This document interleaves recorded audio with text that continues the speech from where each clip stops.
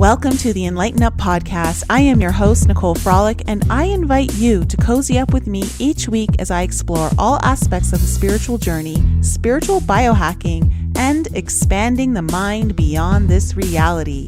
Remember that the collective awakening can start by planting one seed, so thanks for being such an amazing audience and sharing these shows with your family and friends. So without further ado, let's jump right into the episode and find out what we're discovering today. Hey everyone, welcome back to the Enlighten Up channel. I'm really glad to have you back here this week. I have a new guest coming on the show. Her name is Patricia of the Keystone Channel on YouTube, and she has had a very long road of healing behind her. And at 50 years old, she has spent the last 25 years utilizing an alternative health path when she discovered that the medical field really wasn't working for her. In fact, it was making everything worse. Her journey helped her learn so much about herself. However, when her path became more spiritual in nature, that is when the real healing really opened up for her, helping her to heal deeper issues of trauma, PTSD, addictions, and overall feelings lost as a child, which I can totally relate to. She now uses her YouTube platform to help educate others on the power of healing and discovering truth for personal sovereignty. Patricia, welcome. How are you? Thank you. I'm good. I'm actually very excited to be here, and I love your channel because you have the greatest topics, and yeah, obviously I am a bit in a similar corner with topics like that as well, but more really related to healing. But I'm very grateful because it starts to take off now. Yeah. Okay. So when did you start your YouTube channel? The 1st of January. This year? And yes. And Oh. it came, well, I felt already something coming, but I didn't know what, because I was isolated for so long, no contact with people. And I remember it was New Year's Eve, and somewhere around, I don't know, 9 o'clock in the evening, I was like, you know what, I'm just going to set up a channel, and I'll see, what I'm going to do with it, just to see. And then it was still 2019 in America. I called in at Red Pill 78, and right there, like on the spot on the phone, I said, I'm going to start a channel. And I already had a name though, because I was already brainstorming about that with other people. But now it just came out like it was not even me. And the next day I thought, well, I jumped in, now I've got to swim. So that's how it started. Oh, I love that. That's so awesome. I find that when we act upon those instantaneous intuitive hits, there's a lot of momentum that comes from that I feel like spirit kind of puts a little wind in our sails to help us forward. So true. It's almost like it was subconsciously action, the moment I was so nervous, because I was in 2020 already. America was in 2019. And I forgot to say, because you know how they always say, how are you? And you were like, I didn't even say like, oh, I'm okay, whatever. No, I just went with my train of, I'm going to start a channel and this and that. And so, yeah, next day I started, and that was the best decision ever, because I really started it as a personal challenge to, get out in the world again and to be in touch with people, because I've been suffering agoraphobia for 25 years. And therefore I had no contact with people at all. Wow. No, Oh my yeah. gosh. This is amazing that you're able to kind of use this as a way to integrate back in. I know it was, really, if people would find me outside, it would be like finding Bigfoot, because I never, only buy groceries and that's it. And so I do have friends, many expats actually, and they come then sometimes from London, Barcelona, wherever. And then they are like, oh, come with us for a drink and this and that. And I always say no. This time it was closer. I told them, this is unique. Just make a picture, because, and so now with this channel, I was incredibly nervous. And the next day I got all this feedback, and that blew me away, but that gave me even more courage to go on. And because I was literally also afraid of people, that was kind of the last step that I also had to take, this plunge into integrating with society again. And so it's not like I'm antisocial, because after 25 years of agoraphobia, your world just becomes smaller and smaller and smaller, and at a certain point you're used to it, and that's your comfort zone. And so by doing that, I went out of this comfort zone, and I was already in the Q movement, where obviously you talk online with people, but they don't see you, they don't really know you, whatever. But so, and you can see it in my first video, I was all over the place. But I like it to keep it there, because it's for me, it's a record as to my progress. And Absolutely. yeah, and the progress is mind-blowing. In 7 months my life has changed in a way that uh, I think, like, why didn't I do this earlier? But then again, you know how that goes. You're ready when you're ready. Yeah. Yeah, exactly. Oh my gosh, I'm so impressed. And, there are a lot of people who want to start using their voice more and interact more with the Yes. world using something like a YouTube channel, Yeah. because it's interesting. I actually found it was difficult for me, like you. My first video I leave up there too, and it's from I think it's from 2000 and I want to say 11 or 12, I don't know. Wow, that And I'm like 15 pounds heavier. I've got black hair and I'm under a palm tree. really. Yeah, yeah, talking about manifestation. And it, my boyfriend at the time was filming it for me. He was holding the camera because all I had was one of those, what are they called? Not, like they don't even exist anymore, but it's almost looks like a phone, and it's but it's just a camera and it's got a red dot on it.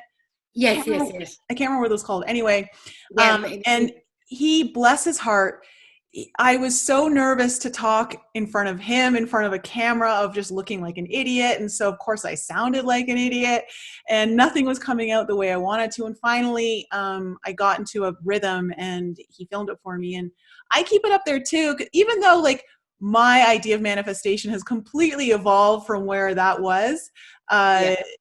It it's I like to see where I've come from. Yes.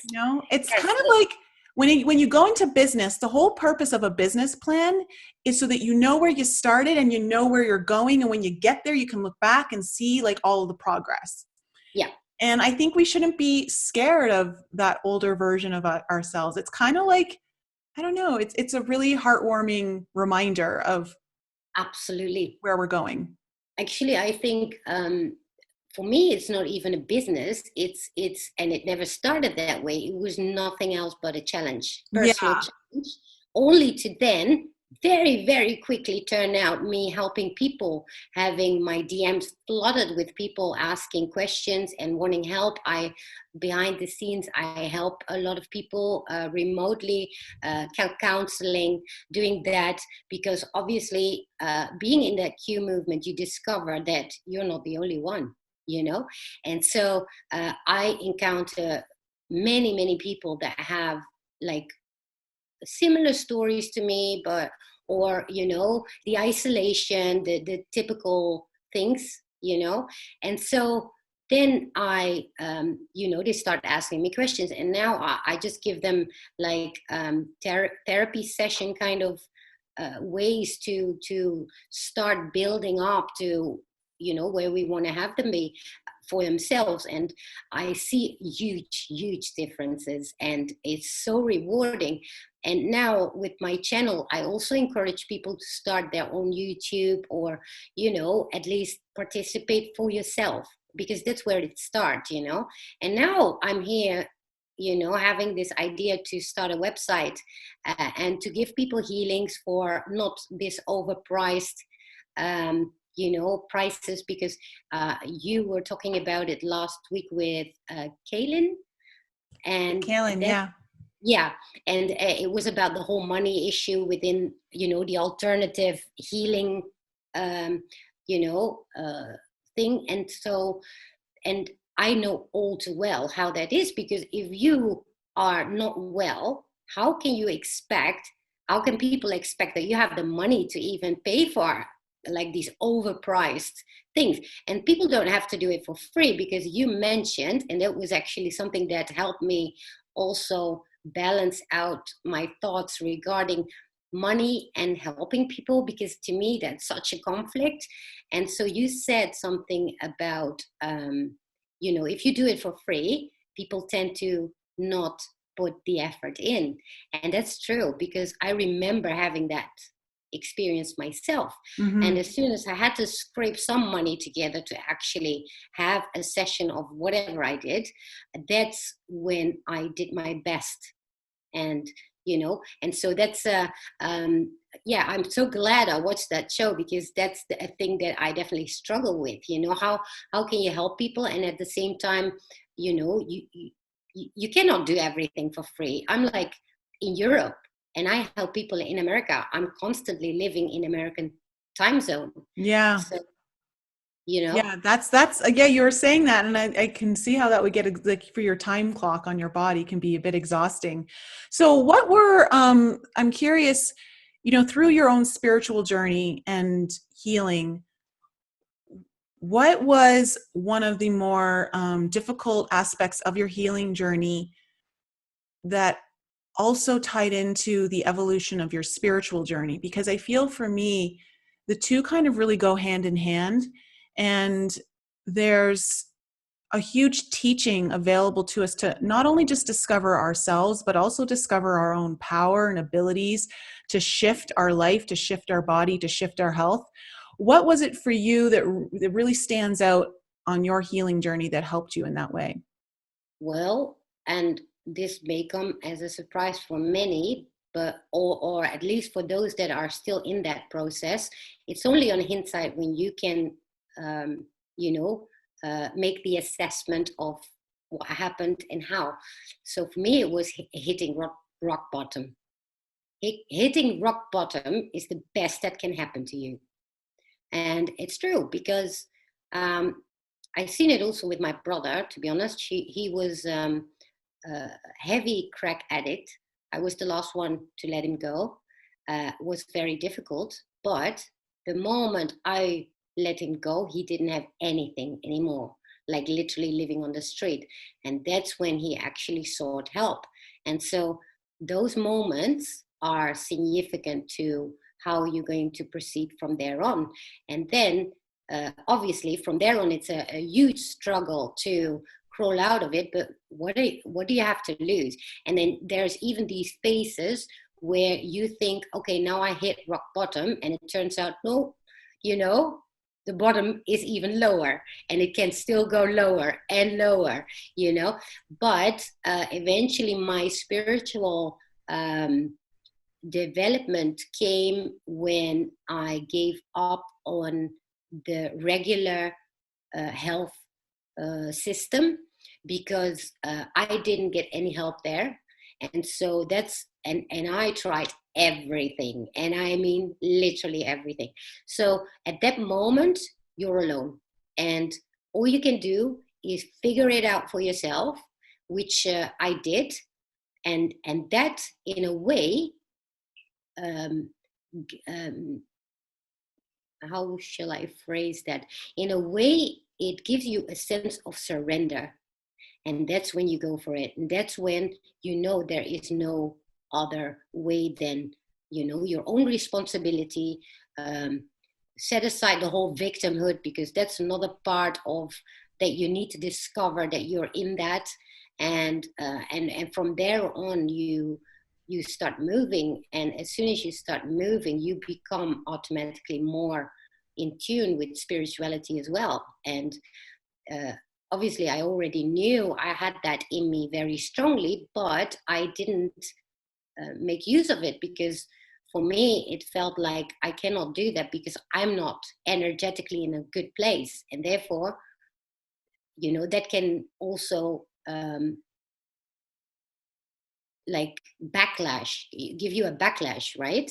And so as soon as I started to find that balance there, I started developing it gradually with my healing, my personal healing, and the whole spiritual aspect, the intuition aspect became stronger while I grew. And so, you know, it balanced itself out, and ever since it only grew from there, really.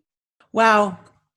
You said something there that was really key, and I've never fully given it enough weight in my own awareness of how when we do kind of go on our own journey through our own health, there is a sense of feeling alone, but there's also a sense of regaining personal sovereignty.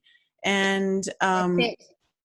and this idea of not being the victim to the system, and there's varying systems like layered in there.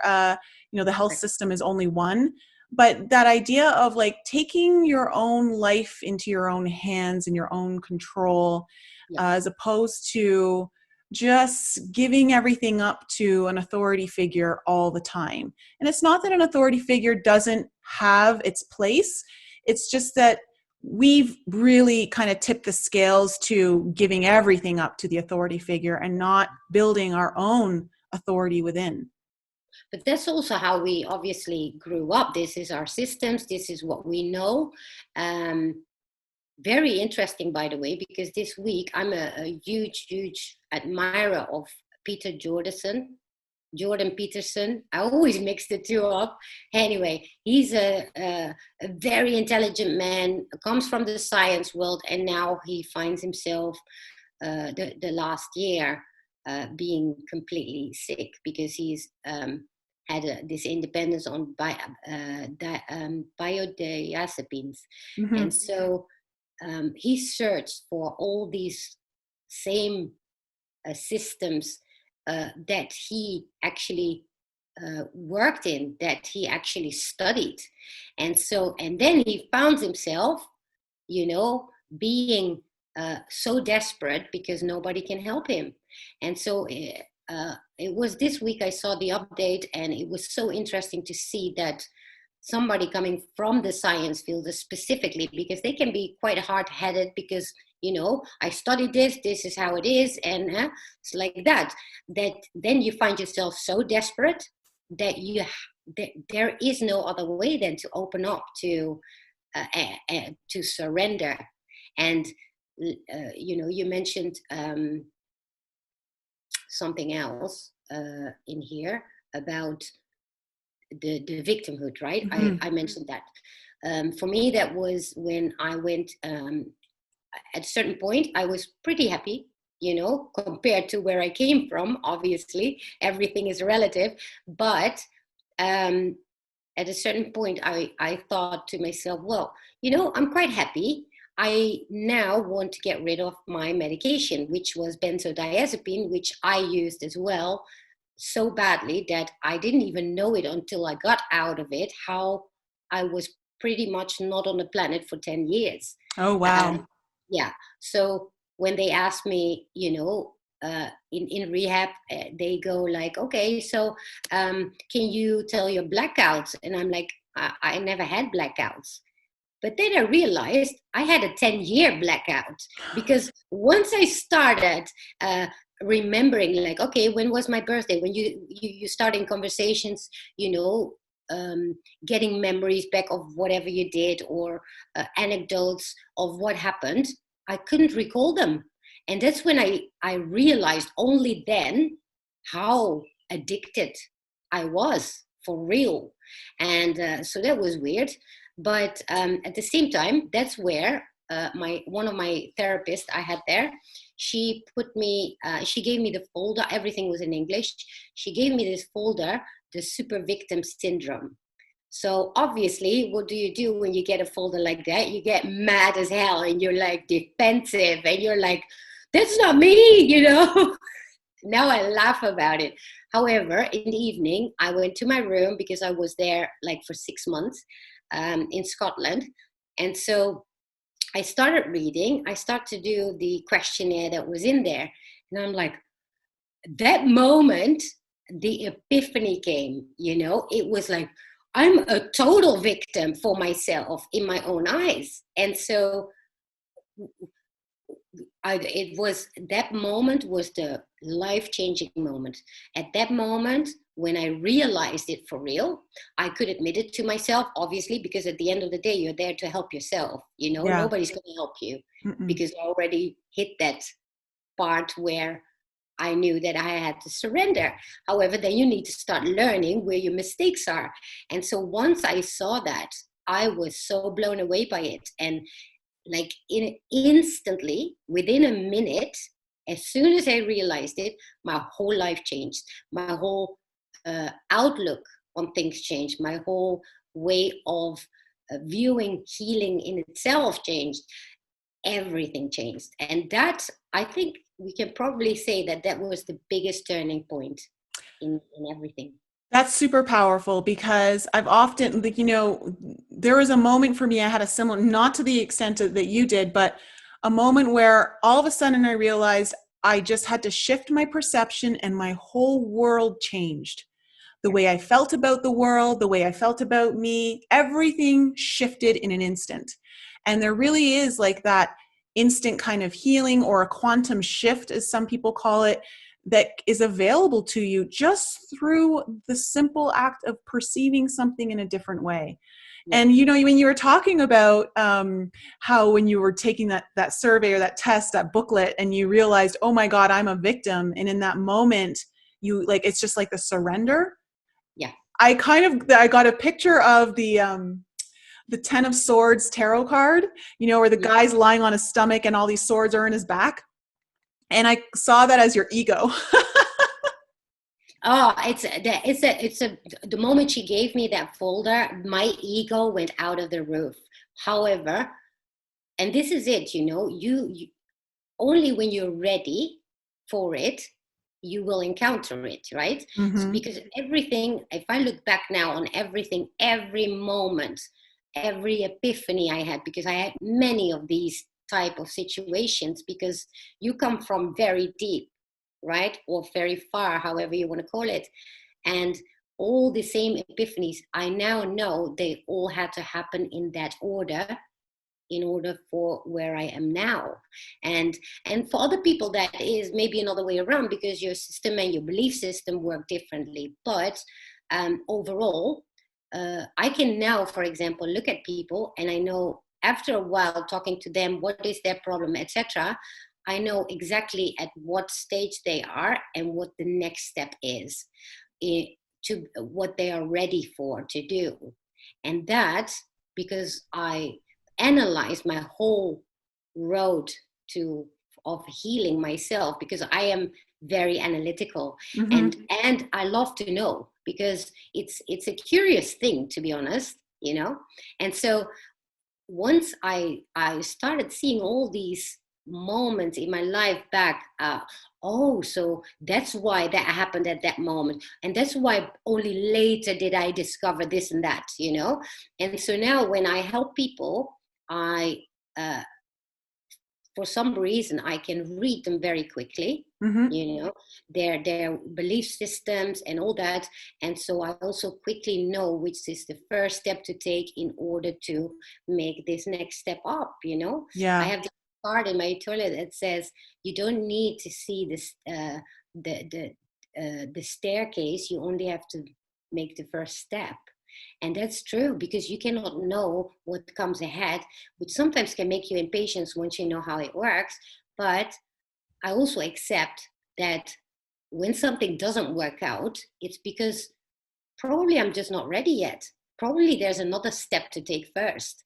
And now I'm so good at that. It's insane. It's insane. And, for myself still daily, I Yeah. just train myself constantly. That's incredible.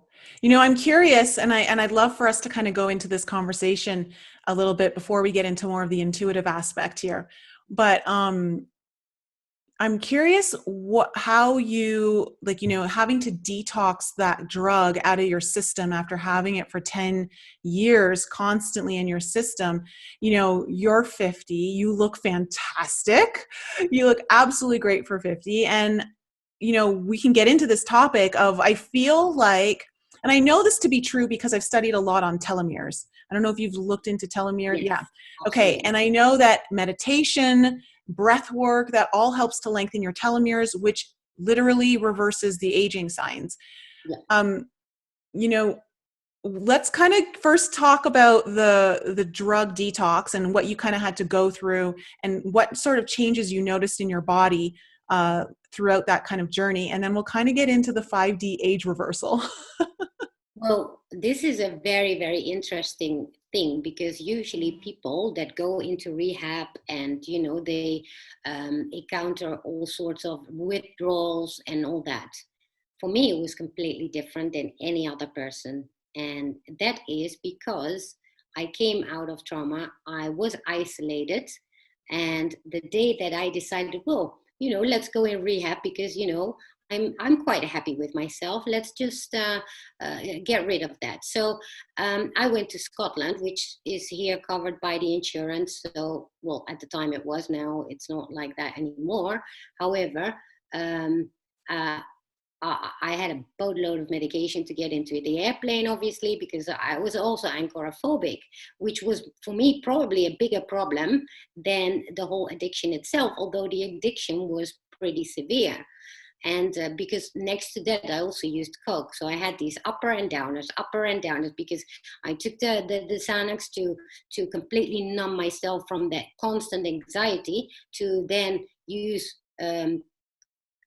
Coke as to keep me awake, and not in an excessive way that most Coke users do. It was just like, I need to be awake as well.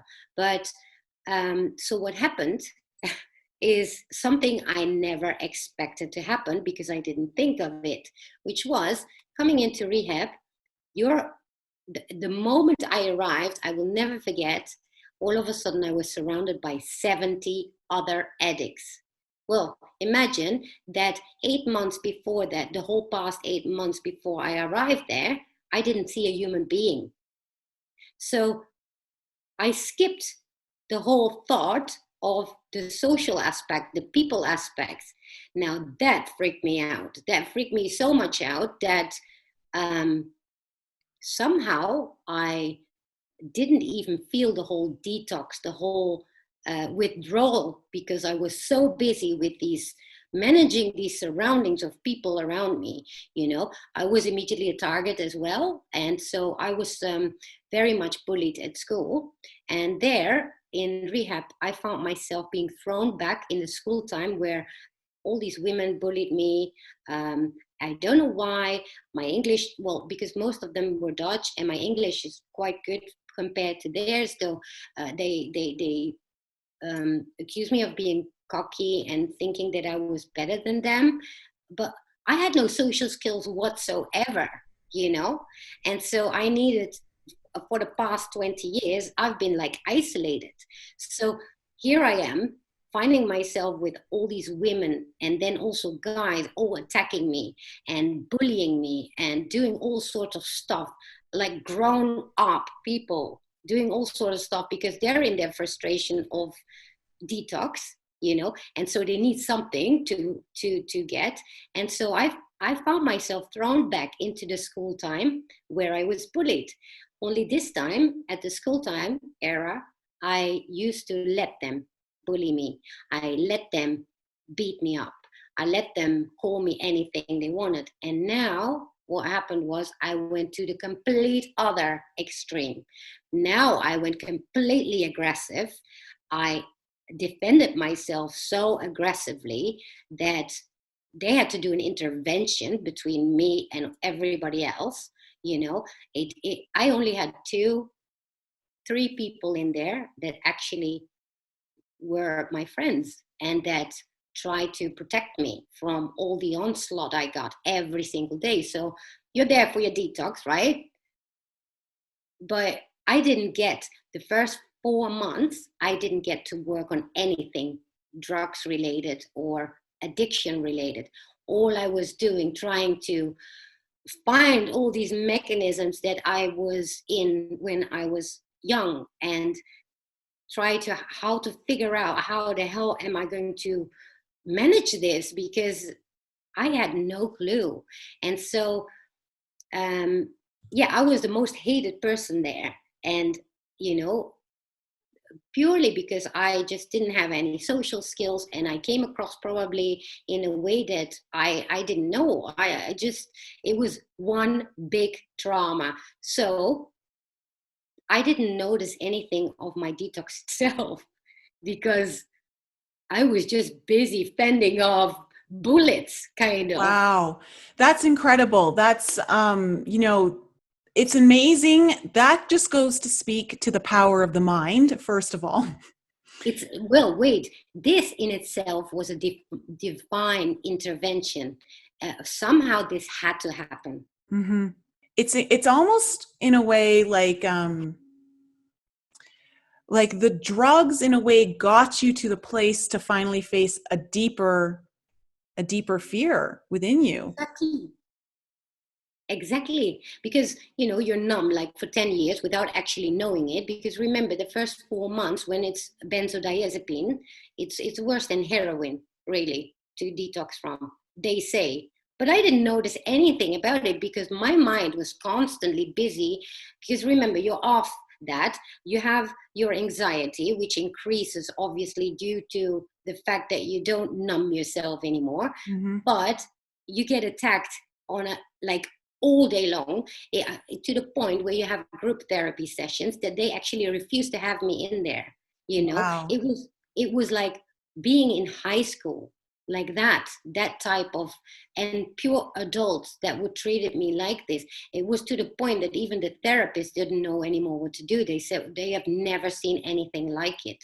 And yeah, that was beyond something they've ever seen, actually.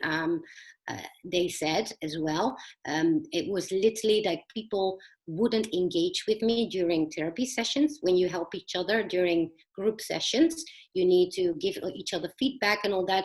They just refused to engage with me, all out of hate. And it was, for me, I couldn't understand it. For me, Did you as a child feel unseen and invisible? absolutely, yes, So yes. that was being brought up to mirror to you the very deep wounds that needed to be healed so that you could spiritually see that was coming up to create. It was, you were literally creating that reality for yourself so you could be aware that it's still underlying and needs to be healed. It's almost Yeah. like though it came in like on steroids. It was so in itself, it was a bit traumatic. However, because then you think, you're like cured from your addiction when you come back. But what happened was, you had these, um, like every week there is a person of the community in there, right? Because it's a huge clinic, it's a castle, it's in the middle of nowhere.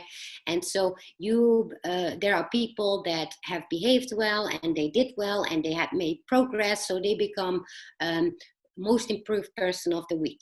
Yeah, you had that. And obviously, and people also vote for that. Now, clearly, nobody ever votes for me because, it was to the point I even had therapists against me. And that had probably everything to do that I just didn't know how to deal with social, ways. And I saw a lot of dishonesty in that too.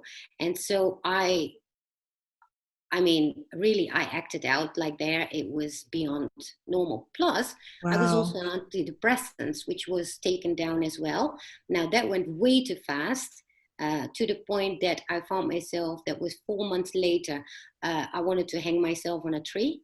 And I had no control over my mind, over nothing, which I had another crisis intervention there, because that's when the psychiatrist realized this is going way too fast for her. I became crazy, like literally. I wanted to get out of my skin. I just wanted to hide out of my skin. And at a certain point, I found myself in such a desperate moment, and I had nobody. And I was already used to being always alone. But in this time, although you're around so many people, I didn't know where to go. It was the skin crawling anxiety. And so that's when they had to put me back onto antidepressants. Yeah. Because, it was too dangerous. In the meantime, I didn't get any benzos or whatever. And so what happened then was that, slowly I came back a bit to a stabilized moment. And that's when everything turned around. That I remember, I will never forget that the week last week of my stay there, I was the most improved. Actually, it was 3 weeks before I left. The whole community called me the most improved person, and I got along with everybody, and everybody got along with me. So that Wow. in itself was not about rehab and getting rid of drugs. It was about changing my past, and Mm. and so obviously, as soon as I arrived back home, the first thing I did, actually, I already did it before I left Scotland, already called my doctor to get Xanax, because I was scared out of my mind. However, obviously, I didn't take that much anymore. And I knew now that also everything was different.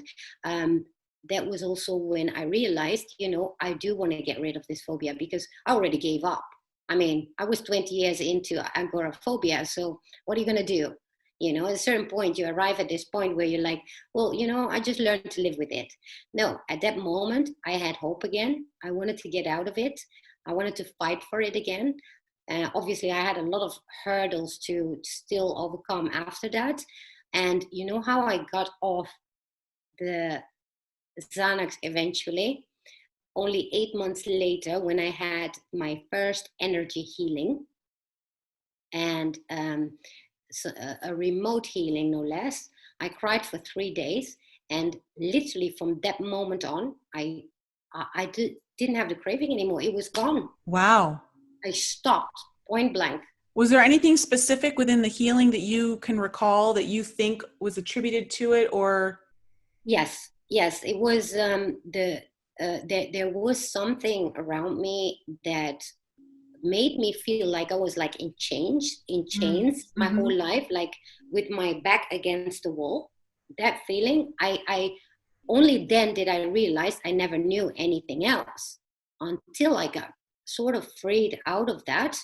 That's why I cried for 3 days, because that's when I realized, oh my God, this is how people feel their whole lives. And I didn't even know there is this feeling of freedom. I could feel my surroundings. Well, I felt literally like I was in chains my whole life, like a prisoner. And so, and that was so shocking to realize that I never knew what freedom was, mentally or physically, which I cannot explain because it's an energetic feeling.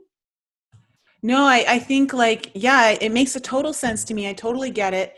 That, well, what we don't realize is how much our mind can put us into bondage physically as well as mentally, and how that can affect our daily lives.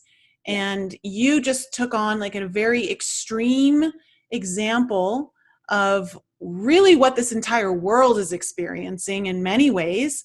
This kind of slavery to the matrix system that we're trying to break free of, that we're trying to expose to other people who don't even know they're a prisoner.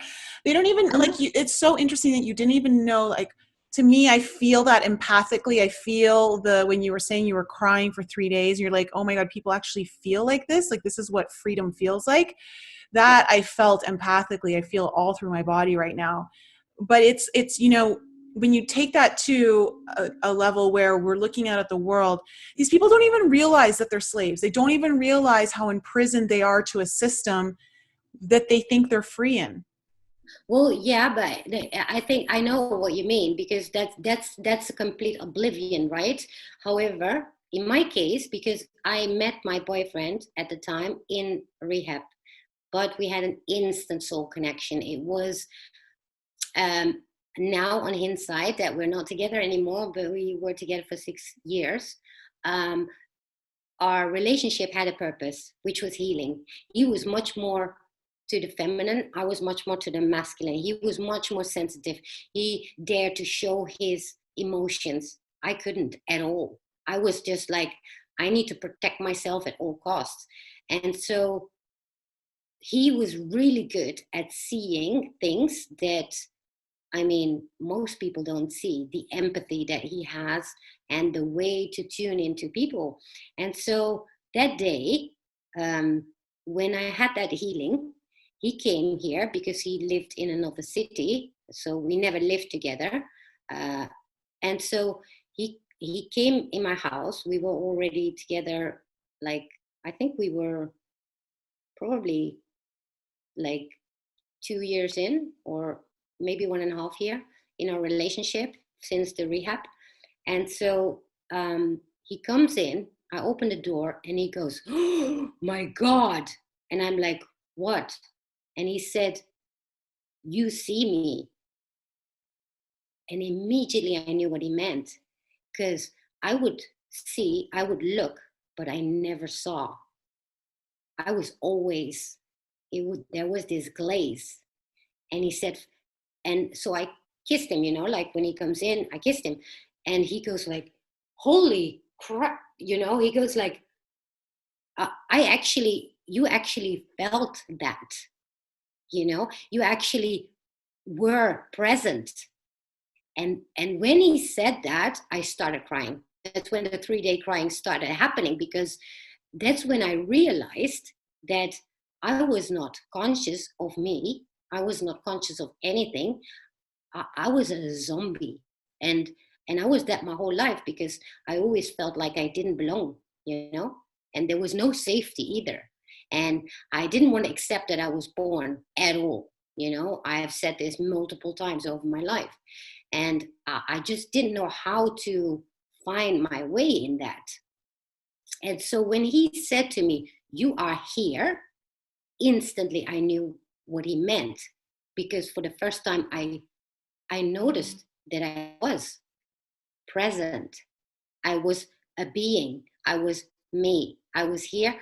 I saw with my eyes instead of looking, or, I could see instead of, always thinking in ahead or in the past, but never in the now. That moment was so, that there was another one of those huge epiphanies. I had many of these.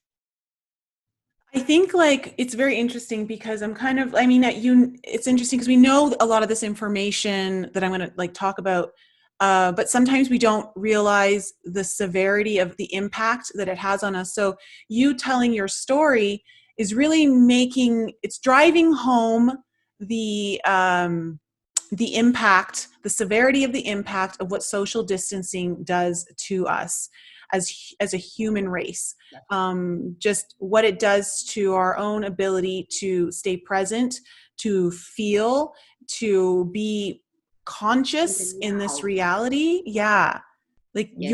your story is like an extreme example, but it's perfect because it really highlights where it can go. Well, and that's what I realize now, because now I look back and everybody's like, "Oh my God, you helped me so well." And it just comes natural, but probably it is because it was so extreme. And probably it is because I also am very analytical, and I can look back, and I do it regularly, like looking back, like what happened, And it's like, that's mind blowing, Plus, I came indeed out of an extreme situation that nobody actually experiences in the way that I do, because I literally was a hermit. It's interesting because when we talk about this idea of like who we can help, everyone has a life path, and you have a life path to learn these lessons to eventually become a teacher in some capacity. We're all students and teachers, and I say this all the time.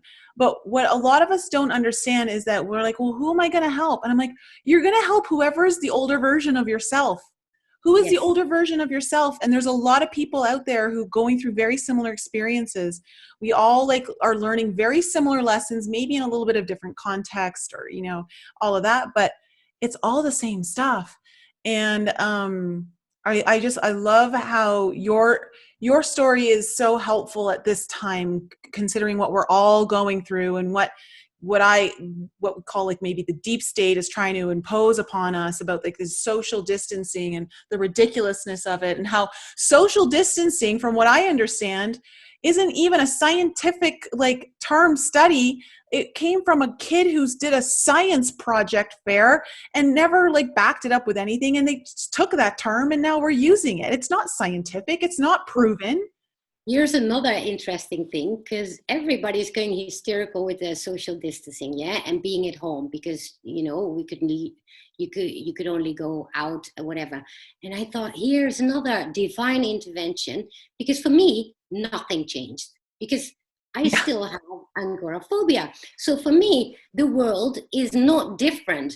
Actually, I went out during those times because for me it was As like, people. oh, it's like everybody stayed home, so I can now finally go out, kind of feeling. But then I figured, so many people now see what my life is, but they couldn't understand how I was still happy, because for me nothing changed. And so in that sense, right? And so uh, the thing is, what the beauty about what happened here is the whole, Kung Flu, is that people got to sit with themselves. Yeah. And I think that was actually a good thing, because, again, divine intervention. It's like, how many people woke up in these past months? And I mean, thousands and thousands, because I made a thread on Twitter about the Great Awakening, how to deal with it, and that got me like over 6,000 followers, all brand new, awakened in the past months. And that's when I thought, you see, this had to happen, no matter how we perceive it as being negative, deep state, this and that. But we're in a moment in life where apparently things are changing. We're going towards these golden age, as they call it. And so the energies of the earth are changing, Mm-hmm. and we are changing with that. Our DNA is changing with that. And therefore, it was a divine intervention, in, Yes. in the sense that, what do you call it? We have an expression for that, um, uh, like when you have an accident and then it turns out to be actually a lucky thing, Mm-hmm. you know. Yes, yes, yes.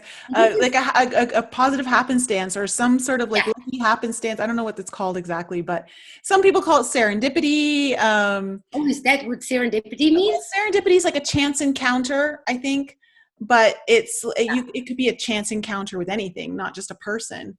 True. It's very serendipitous.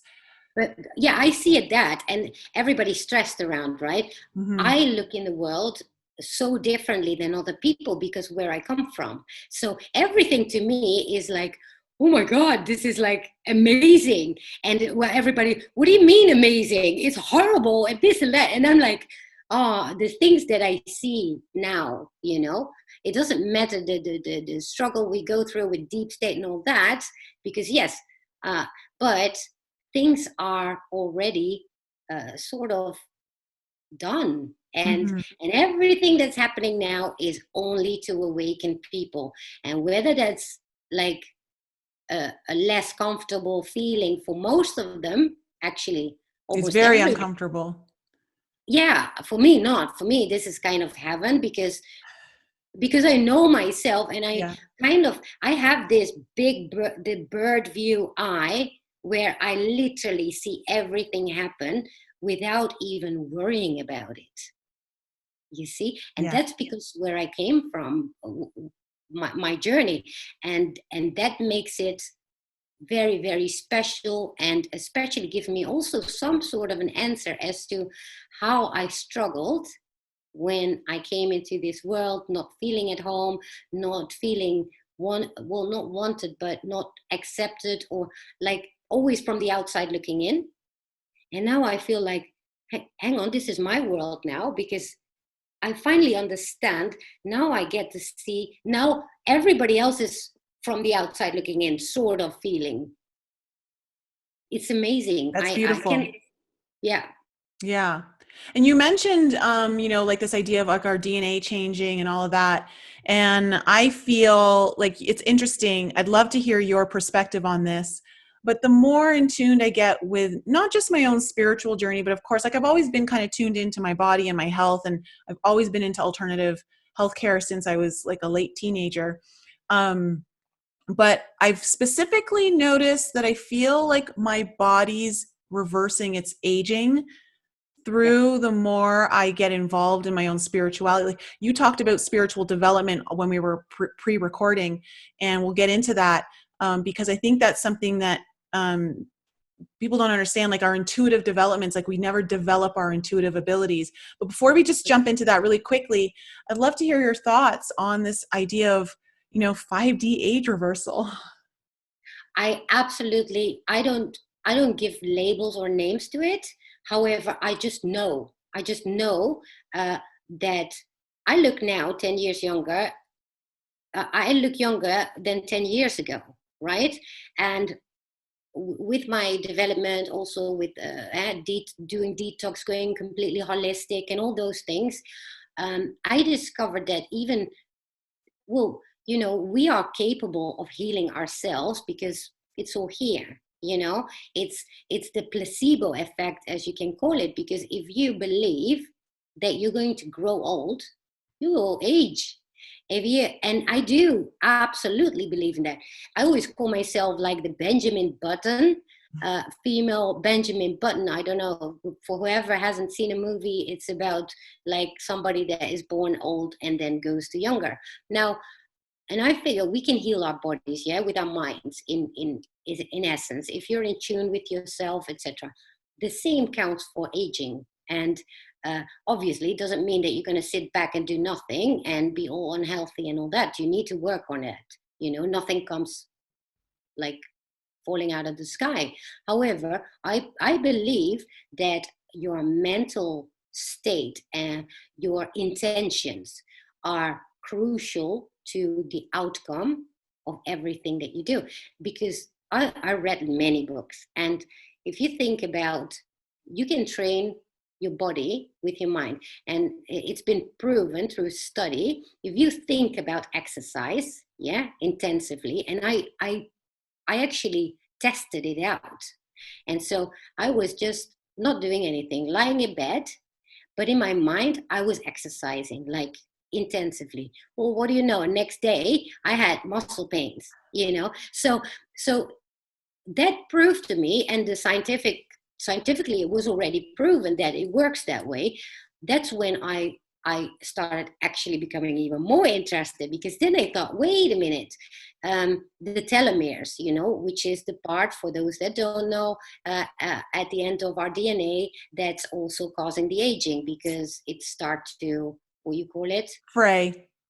Fray. They fray Okay. and they shorten, and then they get to a certain point where once they get to a certain point, they just stop and the whole cell dies. And that's what causes an aging of where you have these dead cells. Like, yeah. Exactly. So it's not optimal anymore. So when I learned about that some years ago, at the same time I started going all holistic, and this is another thing, I bump always in stuff at the moment I need it, always.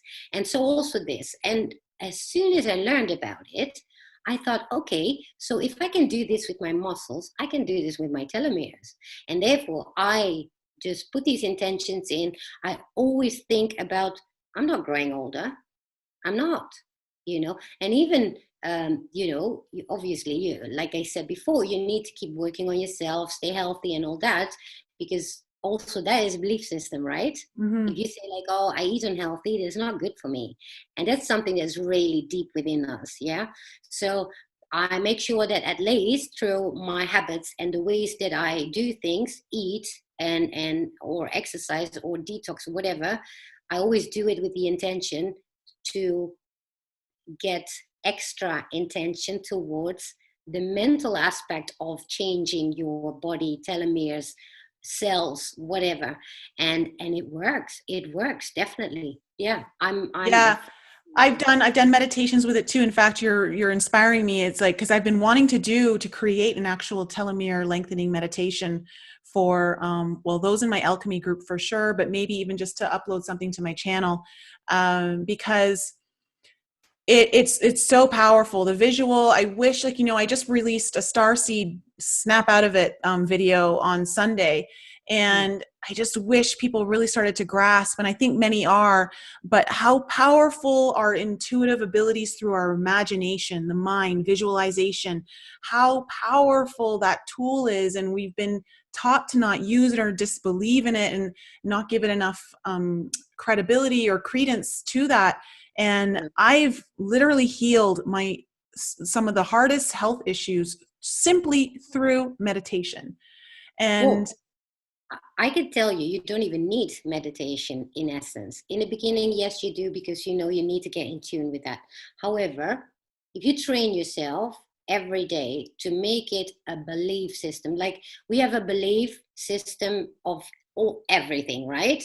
Like, well, I don't need to call examples because we all know it.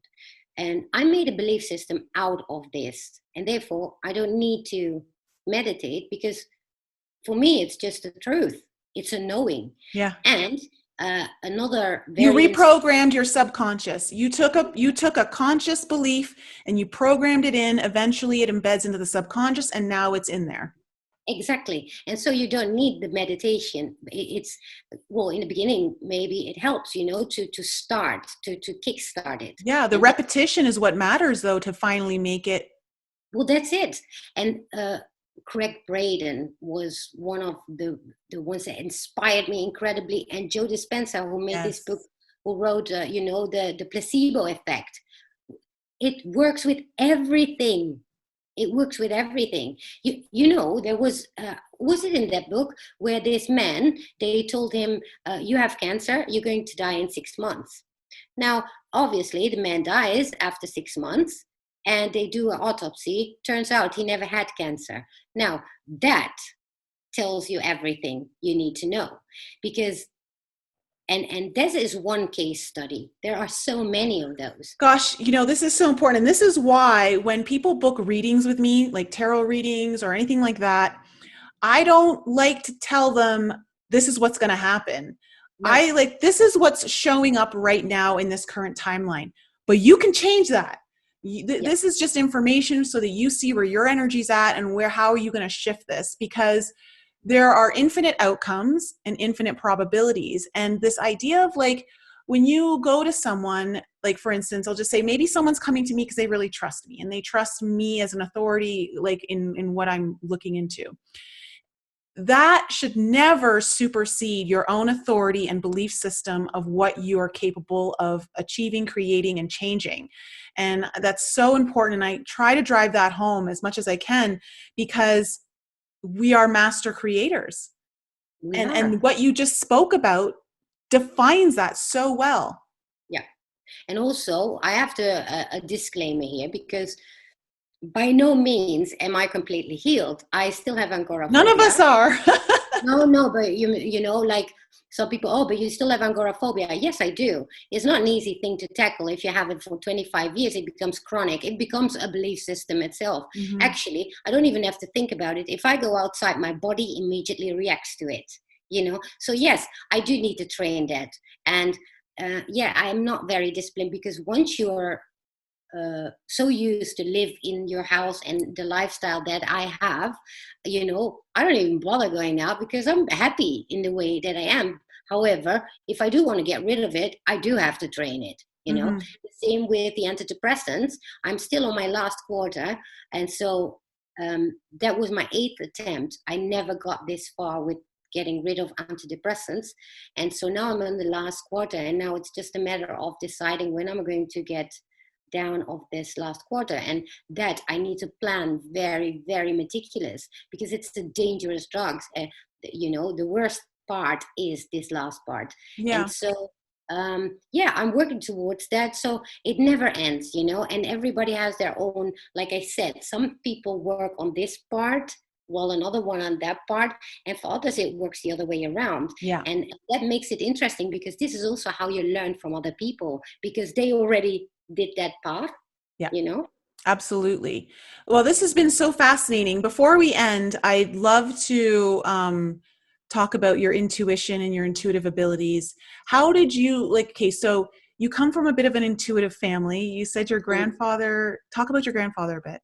Well, my grandfather was born in Hong Kong, and also from Indonesian and Swiss parents. He then moved to Indonesia, where he got to work. At the time, we had the Dutch colonies, and my grandmother was Indonesian, and they met each other. And although my grandfather was white, the family didn't want them to be together because, status and all that, because my grandfather was from diplomatic side. My grandmother was actually from royal side.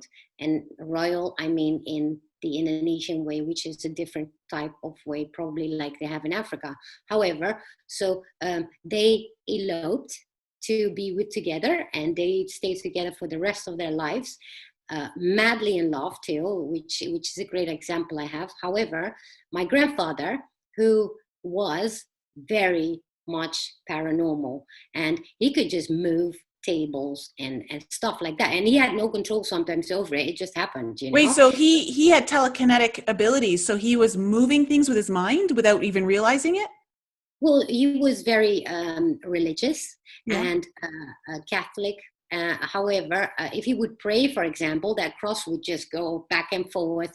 But he could also, indeed, just move a table. But my grandmother, who grown up in Indonesia, where it is considered evil, these things, and so for her that was like, don't do that. So my grandfather used to tease her constantly with these things, and this is why I've got all these different religions in my family and different cultures, which for me makes it so great, because you learn to see everybody's belief system, even coming out from religions and cultures. And so for me, it was funny when my grandfather then told the stories about how he would tease my grandmother by having, I don't know how he did that, but like having the table just move. That's so cute. Yeah, it was. And my grandmother would then go hysterical because, ooh, that's like, you cannot have that. That's like evil.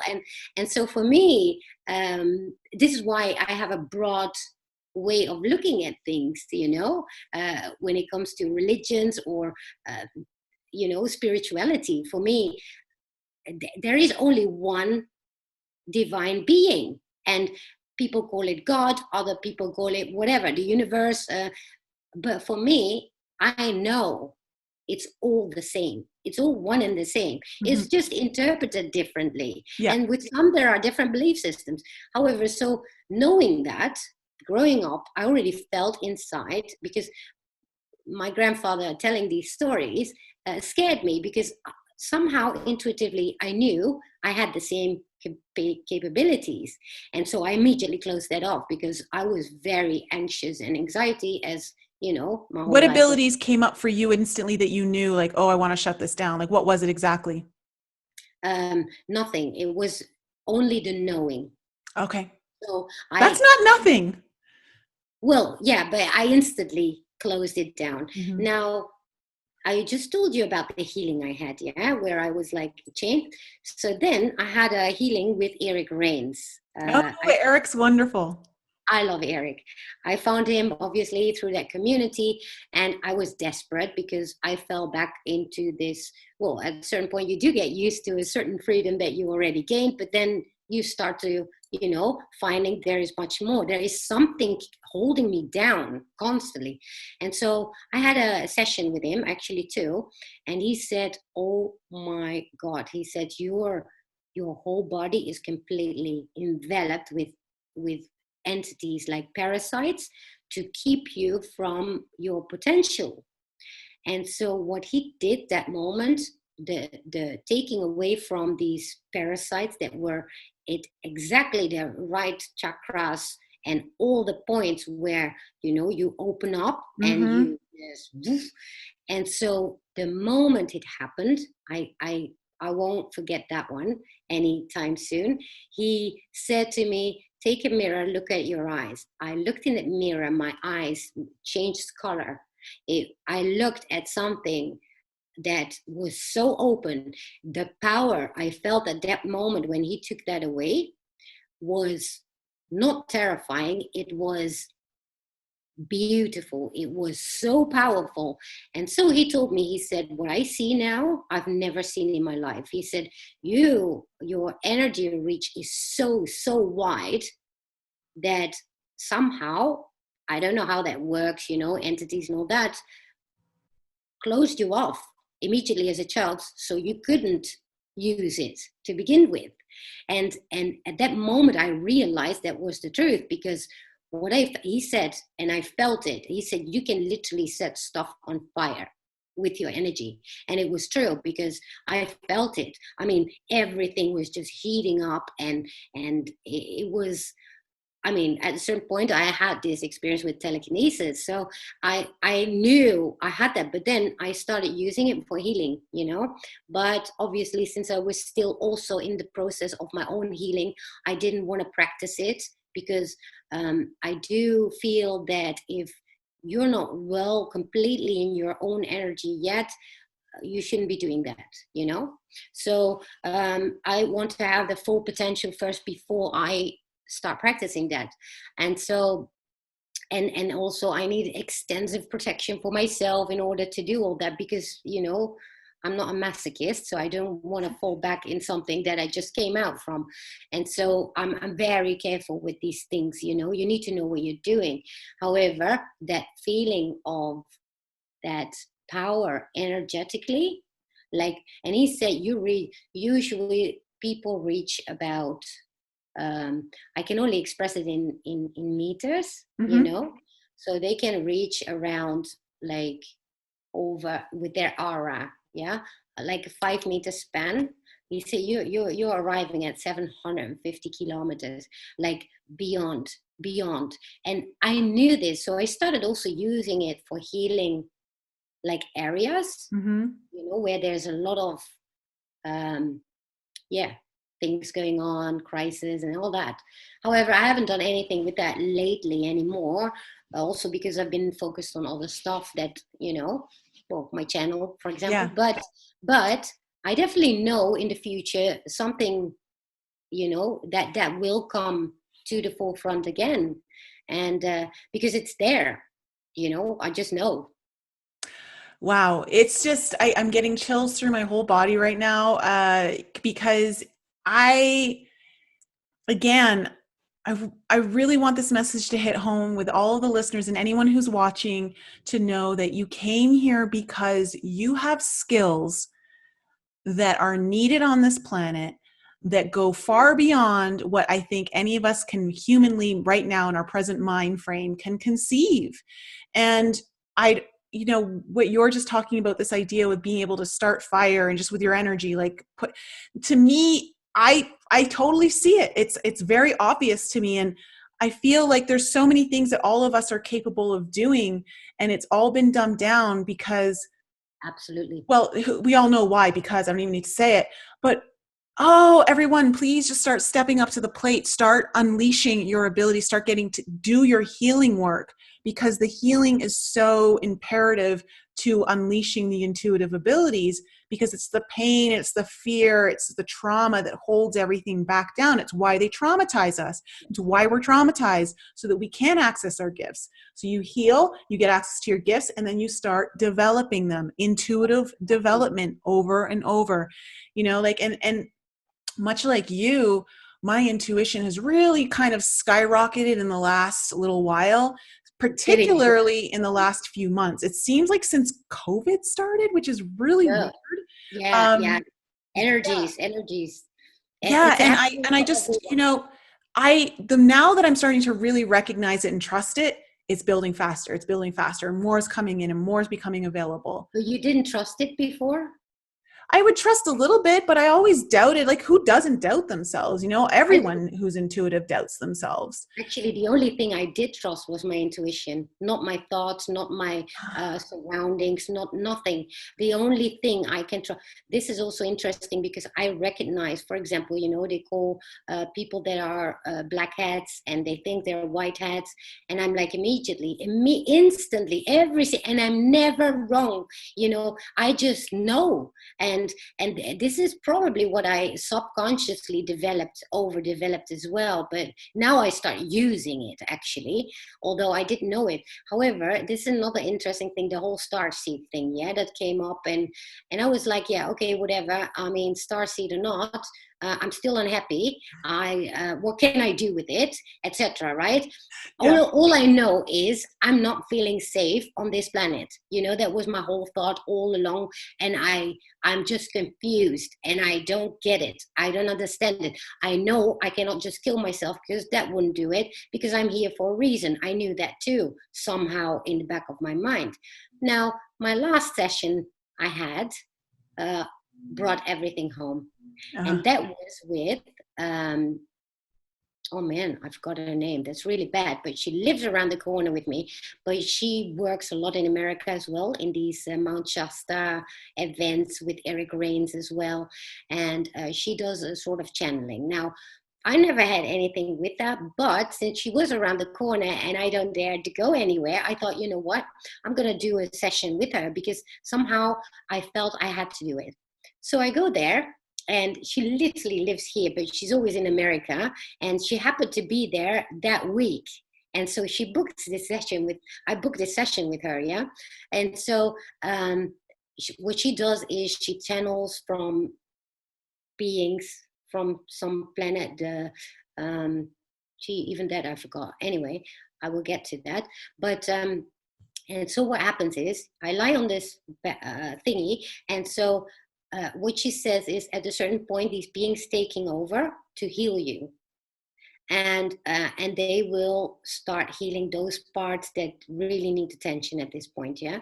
So that happens, and at a certain point I'm kind of in a hypnosis, and I know there are beings, because she pretty much vanished in that state of mind where I was, and all of a sudden I get to see, and who knew that I was even interested or thinking of it or whatever, I get to see my star family. I always thought that a bit ridiculous when people said that, right? And it happens, and I started crying because for the first time in my life, I felt like being home. However, we had a telepathic connection, and all I needed was to look at them, and I got this, you know, all I had this thing, and instantly my whole life made sense. Everything, the reason why I was born, the reason why I was here, all of a sudden I knew I could trust what I saw right there, and that was this everything, every single day, second of my life had a purpose, and the whole lessons I needed to learn, but also where I'm headed, and that it's okay to be here. It's just because I was brought here, and because I had a mission. And yeah, you need to go through that whole human 3D stage in order to so that session was, I think it was now 2 years ago. That was the moment everything just fell into place, and for the first time I felt like, oh, so it's okay to be here. I mean, there's a point that I'm here, and ever since I accepted that I'm here. And wow. that's only 2 years ago, you know? That's so fascinating. Yeah. I love that. And I actually started to get teary eyed when you talked about your star family and seeing them. That was like something I have never felt in my life here since I live. And something like it was literally like coming home. And now I was listening to somebody on YouTube, and uh, well, there happened to be as well a reading they did. And oh my gosh, I had this, she said, um, you are here to now, be, will you say that, to accomplish your mission, and for you are actually to now you can belong. Now you can belong. You belong. All you have to do is know that you belong. And I swear I had the same thing yesterday, these tears, because I thought, oh my God, I didn't realize it, but for the first time in my life, 50 years, and I'm going to be 51 in 9 days. And for the first time in my life, I know that I can have that sense of belonging, and that, well, I guess that's what it's all, I all did it for, I guess, Yeah. you know? Yeah. Sorry, just getting a little emotional because there's a few people like on this planet that, well, there's two people in particular who feel like my home when I'm with them. And one of them I know is Palladian, and always I just feel so at home with them, and I know they're my family. And then one is like my best friend Lisa, who used to do the show with me. And it is definitely a feeling that I think is void for a lot of us. Yes. Throughout the majority of our life. Yeah, that gives me goosebumps, because I now know what you're talking about. Mm-hmm. I know, and that, I don't know if you had the same experience, that when you, I don't even know where they come from. I think something Orion, whatever, and it doesn't even matter, because I'm here in the now, in this planet, right? So that is not important right now. But that feeling of indeed coming home, but the real meaning of family, mm-hmm. that I never had that. Mm-hmm. Although, yes, of course, I love my sister, I love her, that, but this goes beyond. And did you feel that same thing? Sorry for the people, it's getting dark here. I'm in a different time zone. So, but yeah, did you have, when you for the first time experienced that, did you have that same? It's a comfort level of, it's a comfort level of just knowing that you're fully accepted. Yes. Yeah.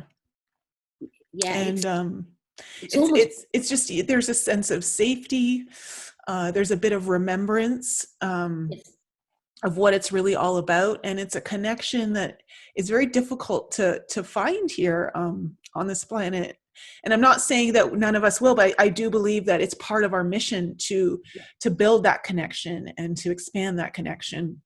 And especially when we look at, family values in today's time, and how destroyed they've been. The family value system has been completely destroyed. And it would be, when I think about when you talked about your grandfather and your grandmother and how they were madly in love with one another and all that, we don't see that in today's life very much at all anymore. It's very, very rare. And I have to believe that part of that is due to the disconnection of the family values and really being there for one another and working with one another in like a system that is just, I got your back, you got my back, and just this taking care. We're so self-absorbed and disconnected from things, and so distracted by like devices, sports, entertainment, like whatever it is, anything to distract you. Yeah. And I think one of the things that would be really powerful for this planet is for us to take those connections, if you do find them, if you're lucky enough to have some of those connections in your life where you feel that home, or even if you're feeling that connection with your star family, like you were talking about, if you can feel that connection, start building, like, how do you transfer that into a human connection?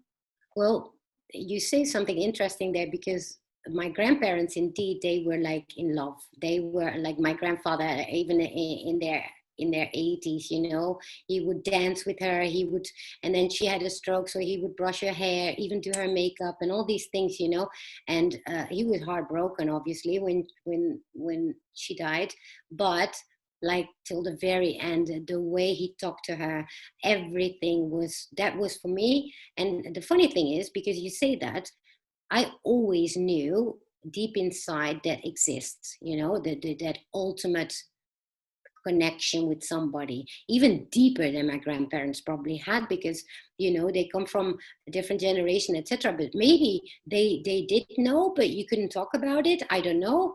However, I always knew, and the reason I never married or had children consciously, I did lose a child, but I believe that all was because, well, no, I don't believe it is like that. It's because I only aim for the highest. Without that, I don't, it's like, why would you go for less? Why would you settle for less? And Yeah. I never ever understood this my whole life from looking at other people around. So for me, of course, I had, dysfunctional relationships, etc.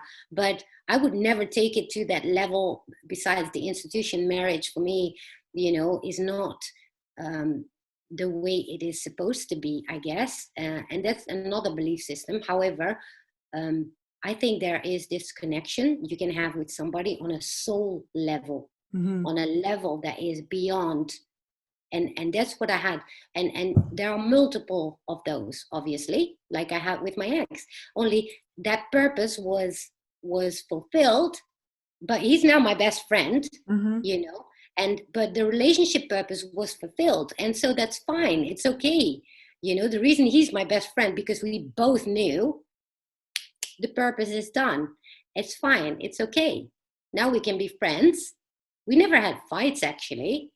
It was just a knowing. And so I know that he's kind of a soul family then, in that sense, right? But I do believe we do have that soul connection as well when it comes to relationship. And I think nobody should settle for less than that. Yeah. And I think that's what's happened is, like, I think a lot of people have settled just because the system teaches us, or pressures us, I should say, to do things by a certain time, at a certain age, by a certain milestone. Like, there's all these, Especially like, in America, especially. yeah. And for me personally, like, I've experienced great love. And so I know what it feels like, and I won't settle for anything less than that. It's just, if No. it's not there, move on. Because once you kind of experience it and you know what that feels like, you Why can't. would you downgrade, right? You just can't. Like, No, you can't. And this is another thing. And many people are afraid of being alone, but that's because they never worked on themselves to begin with. So they feel alone because they are empty, and so they think, I need somebody else to complete me. No, you are complete the way you are. If anything, a relationship should add to your completion. So you both become even more than that, an extension. an extension. And I learned that quite. It's funny because I never downgrade, in relationships, because it's a learning process there too, right? You only know what you don't want after you had it, and so for me that is so essential. And yet so many people, out of loneliness, and not seeing that the loneliness doesn't come from the fact that you don't have a relationship, but it comes from the fact that you are empty inside. If you do not fill it up, there is no man or woman in the world that will give you that feeling. Only you can do that. Yeah. And I feel Essential. too, like, and we talked about this when Journey to Truth was on, that you can only know someone as well as you know yourself. And Exactly. that means that if you don't know what your true love is for yourself, you'll never be able to know that kind of love with someone else. No, it's like saying, if you don't love yourself, how can you love somebody else? Right? You've got no place to come from to give it Yeah. or You have feel no it, reference like point. there's no reception place. So Exactly. absolutely. Plus, you attract exactly that with the state that you're in. And that's another thing. When I look back and analyze my relationship, I'm like, it was deserved because, I attracted it. And so those are all lessons that we learn. But I think now is the time where people start slowly realizing this thing. And maybe we are just lucky that we were always in tune with these things in some way or another, and that we learned this much more quickly than most people do. And I guess, yeah, there's a reason for that too, right? Yeah. Yeah. Well, this has been a really great conversation. It I was. personally think the audience should Do. like it, if not love it. This has been so fascinating. I loved how you just really shared your story. Your story is fascinating. You've overcome so much. And, you know, although we can say, oh, we're not completely healed, the version of you is very much healed from the version like before. And it's always progress, not perfection that we're striving for, right? Yeah, it never ends, right? I believe firmly that people are supposed to live hundreds of years. I think we are only getting to infancy compared to what it is supposed to be. Yeah. So how do we get to develop ourselves If if we're we only don't even? given so much time that's so limited. Yeah, exactly. And that's why we've got to really break free of that. And Yeah, I feel like, you know, when you were talking about this belief system, whatever, and for me, I've always held the belief of I'm not really going to age hard because I me do. personally, I looked at my parents and my mom always looked so young, right? And I was like, I got the genes. I'm good. I'm not even worried about it. And so I kind of had this subconscious program that I'm like, I'm just not going to age. I totally know I'm not. Same. But part of it too, when I think about it, I'm like, I had half the story. My genetics, yes, play a part. And I know that Joe Dispenza talks about this and how genetics only play a very small portion of it. Mm. However, you can pull things into your DNA. You can download stuff into your DNA. You can literally work it like it's an artistic masterpiece Yes. of eternal youth Yes. to, and I'm not saying it's just because you want to be vain and you want to look young. Like, come on, let's face it. The more youthful you are, the more enjoyable life is for you, the more you Yes. can do, the more you can engage. And, you know, your Well, appearance, the physical stuff is just a bonus. it also extends obviously to your mental capabilities Yeah. and all that, so that is essential as well, in aging. It's not only about the looks, it's about also staying fit, being alert. Well, I'm as alert as can be, however, you're right, it's the genes thing. I always use that, yeah, when people say, oh, you look so much younger than you. I use it because how are you going to explain that, right? Mhm. How are you going to explain? No, because my mindset is like that, and so it is.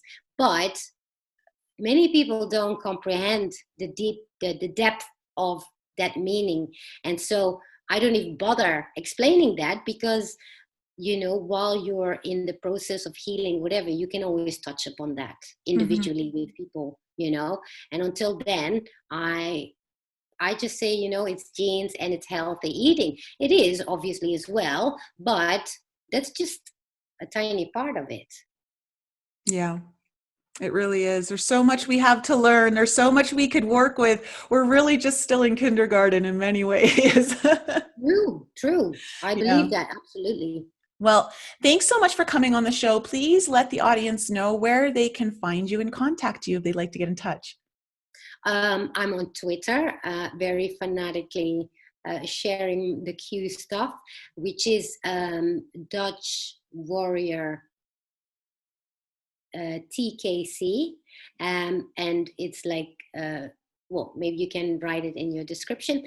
And on the channel, the Keystone Channel, where I now start to, share stuff about healing and yeah, expanding on that on the Wednesdays, and then on the Mondays I have more like uh, the Great Awakening, how to deal with that, how to how Yeah. to navigate it, let's say. Perfect. So yeah, And do you that's. have a website yet? No, I'm in the process, because I'm still on welfare. I'm not, able financially to even start things like that. So through my donations of my channel, I, have the plan to, and then obviously pull other people in that have different healing modalities, so everybody has access to get some form of healing that fits them, and so that's the idea. Beautiful. Well, I'm so glad that we connected and that I got you on the channel. I love this conversation. It was so nice, and I'll have to have you back on again soon. Absolutely. Thank you so I much. loved it. Yeah, You, because you made me actually think of a lot of things that I'm like, hey, wait a minute, I haven't thought of that in a long time. So it's great always to have these talks, yeah, I totally agree. It's like you could hear something 1,000 times, and it's like that 1,001 time you hear it, you're like, oh yeah. Oh yeah, I forgot about that. Yes. Yeah. Well, thanks so much, and thank you to the audience for being here with me again. I love you guys so much, and we'll be back with you next week. Thank you all for joining our show. We appreciate you tuning in and supporting us. If any of you have any questions you would like answered on the show, or any guests that you would like to hear on our show, please email that information to us at info@enlightenup.us, or send us a voice message using the Anchor app. There's a super cool feature on there that allows you to send us a message or ask us a question with a touch of a button right from the app. And please continue to support us by following us on Facebook, Instagram, Twitter, and YouTube. And if you haven't checked out Nicole's channel on YouTube yet, head on over there for some more insight from her, or you can visit her website, inflexibleme.com, where you can book a personal coaching session or a tarot reading, watch some of her most informative videos, or you can sign up for her newsletter. And if you're interested in some light language healing, head to my YouTube channel, lisaloveslove.com, or send me an email to lisa@lisaloveslove.com to inquire about your own personal reading. Thank you again for joining us and supporting us, and we'll be back with you all next week.